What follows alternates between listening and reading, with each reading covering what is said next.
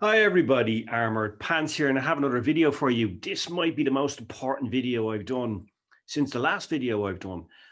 And I want to talk to you today about something which I believe is now missing from the game, something which has disappeared.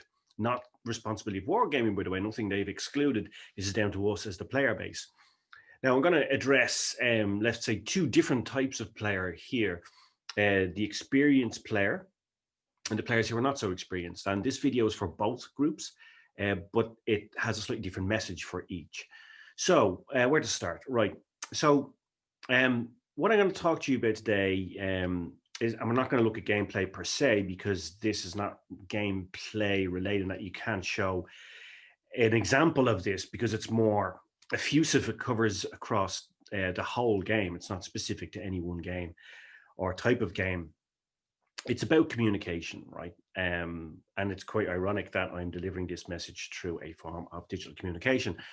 But to my mind, communication in the game has not completely disappeared, but certainly denigrated to a point where it's almost non-existent now. And if you're platoon a lot, you probably haven't noticed this, because in platoon you naturally talk to your platoon buddy. But if you're somebody like me who doesn't platoon that often, and that's mainly down to my real life job and schedule, that I don't know when exactly I'm going to be able to play. So I just grab playtime whenever I can. So it's difficult for me to platoon like in the back of a taxi, or I was going to say in an airplane, but that can't do that anymore. Or sometimes even when I'm on the toilet, So yeah, actually, some of my best work has been done when I'm on the throne, and I've also had some good games there as well. By the way, the next time I say that my gameplay or that game was crap, you're going to be thinking, does he really mean the gameplay was crap? Or yeah, I know, can't undo that now. But anyway, what I want to talk to you about is kind of what is the disappearance of communication in the game. Now, you're probably saying, that's bullshit. And I kind of was thinking, yeah, is it bullshit? Because it's difficult to notice these things. But I have some empirical proof and some also anecdotal proof about this.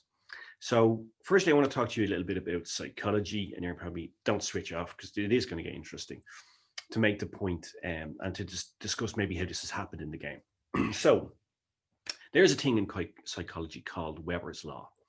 And Weber's Law basically refers to people's ability to notice change, and it depends on their perception and the stimulus. To give you an everyday example of what this means, if we meet and I just look at your balls, you may not notice, right? If we meet and I kick you in the balls, you're definitely going to notice. Why? Because both are the things of us meeting and your balls are involved. And it's because the stimulus is far greater in the second example, right? So that's basically what Weber's Law is. And it basically hinges around a thing called the JND, just noticeable difference. Just noticeable difference is the stimulus. Above that, we notice things. Below that, we don't notice things, right? A perfect example in another everyday life, this is not going to be balls related, is in marketing and advertising and packaging, right? So if you take Coca-Cola and Pepsi, they have changed the design of their cans significantly since their inception, right? But we don't notice it because they always take care to make sure that the change is below the just noticeable difference. And the reason for that is when we walk into a shop, they need us to be able to immediately recognize a can of Coke or a can of Pepsi, and we pick it up and buy it, right? If they change it so that it's above the JND, we may not instantly recognize Coca-Cola, and then we don't buy it, and you may end up getting Pepsi. Jesus, why would you do that? But or worse, Dr. Pepper. But that is what I want to talk to you about today, right? So if something changes very, very gradually, we don't notice it, right? This is why we don't notice our children growing up. We don't notice ourselves getting older. We don't notice, all these things that happen gradually, we don't notice. So that's a psychological law behind it. By the way, I'm going to give you guys a bit of an out here for future reference. It also is gender dependent too. So for example, in everyday life, the just noticeable difference when a woman changes her hair is way lower for a woman than it is for a man, which is why men often don't notice. But if, for example, every woman in an office or a schoolroom will notice that a woman has changed her hair, and most of the guys don't, even if that woman happens to be your girlfriend or wife. And, you know, sometimes you get into trouble for that. But now you have actually a psychological get out of jail card, right? You can say, well, hold on a second, honey, it's not my fault. Because I'm a man, Weber's law dictates that my JND for changes in hair is way lower at the threshold than yours. So it's not my fault. It's genetic programming, and it's the psychological law that proves that. So you can't really put me into, you know, the doghouse for this. And women, if you're watching this and you want your husband or boyfriend or whatever to notice your hair, what you need to do is have a stimulus which actually registers with him and goes above his JND. So you need to put the expense of the hairstyle into something like beers, or how many copies of the latest Call of Duty you get for it. So if you tell him, oh, well, actually this costs the same as 5 Call of Duties, he'll definitely notice. Now, back to the game, right? So what I guess the point of what I'm saying is, and yes, I do have a point, and you're probably wondering if I was ever going to fucking get to it. Well, I'm getting to it now, is that over the last 5 years that I've been playing, there has been a huge decrease in the communication between players, leaving aside platooning, right? Because they let's just say, ceteris paribus, all things equal, there's no platoons in either team. There has been a huge decrease in communication. And I believe that has also led to a decrease in overall gameplay. So obviously there's other things like matchmaking, etc. But leaving those aside, if we just look at communication, I think it's decreased to a point where we are actually having poorer quality games. So what I did was I took 100 games just to prove if this was the case. And of 53 of those 100 games, there was no communication whatsoever at the start. No communication, let's go left, let's go right. Now, they were all supremacy games. Then of the 47 games that there was some form of communication, it was only one player saying, I'm going to A, B, or C, or D, or whatever. That was it. Nothing else. Only 6% of the time did a player actually communicate some strategy. For example, I'll give you specific game examples, right? So on Port Bay, Light Tank Driver said, Meds Lights, Cross River, right? So definitely saying what he's doing, where he's going, etc. Basically calling the play. In you know, Yamamoto Harbor, one of the heavies and mouse called, let's push A, right? Now, so that basically says that in over half the games, there's no communication. And in only 6% of games was there actually some sort of constructive team play sort of communication, right?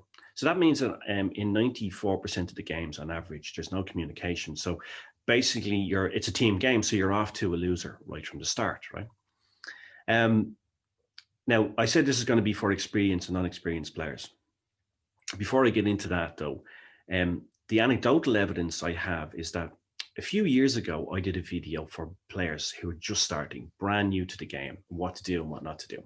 And one of the things I said in it was, listen to the experienced player who was calling the play at the start of the game, right? Whether he says go left, go right, whatever he says, and just follow his instruction, and then you will have a better game and you'll learn more. Now, I wouldn't have said that if at that time experienced players weren't calling the play on a regular basis, right? So if we take that point in time, and that refer it now to this point in time, we know there's been a significant change.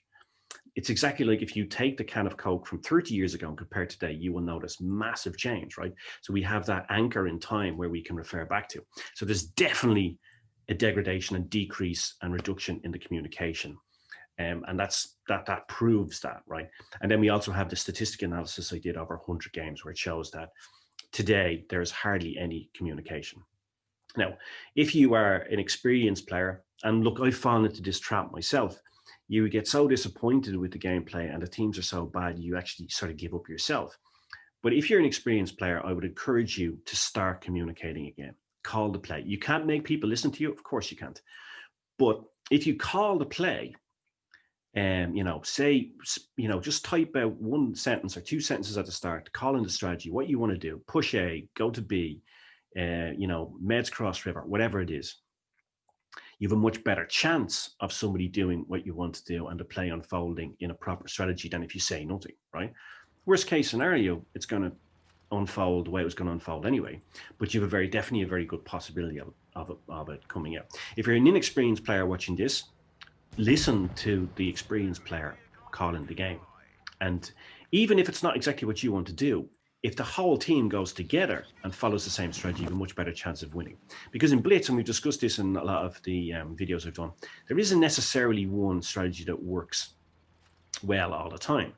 And oftentimes you can have a bad strategy but executed by the whole team, or a good strategy executed by half a team, and the bad strategy executed by the 7 players will win because they're all together and they can concentrate fire, etc. So I think communication is the core to a team game. Blitz is a team game, and we need to communicate more. We need to go back to where we were 3 or 4 years ago, when games were being called and strategies being communicated at the start, and that certainly is not the case anymore. And I've fallen into that trap myself. I'm well aware of that. So mea culpa, mea maxima culpa, I am as guilty as anybody. So I'm going to start doing that again. And I would encourage you experienced players to do that too. If you are an inexperienced player and you're sitting there, or rather you don't think you're the most experienced players, you know, 4,000 or 5,000 games under your belt, and nobody says anything at the start of the game, well, then take it upon yourself to say something. You know, it doesn't matter whether or not, you can't really make a mistake as long as you communicate. There's no real thing as bad communication. As long as you're trying to get the team to go and do something together and play as a team, you're doing the right thing. So don't ever think that, oh, well, I'm not really experienced enough to call this. If nobody else is doing it, step up and do it, because you know, you will find your gameplay and your team's gameplay improve with communication. As in everything in life, there's a direct correlation between communication and positive outcomes, right? And that goes through everything in life: business negotiations, travel, personal relationships. The more communication, the better they work. So that's about it, guys. Just to summarize, I think there's been a huge decrease in the level of communication within the game. It's a team game, therefore it needs communication to work. And we have an onus on us, whether experienced or inexperienced players, to communicate more. And I think then we will actually improve gameplay overall. So that's your little action, your little armored action to take away. Please try and do it.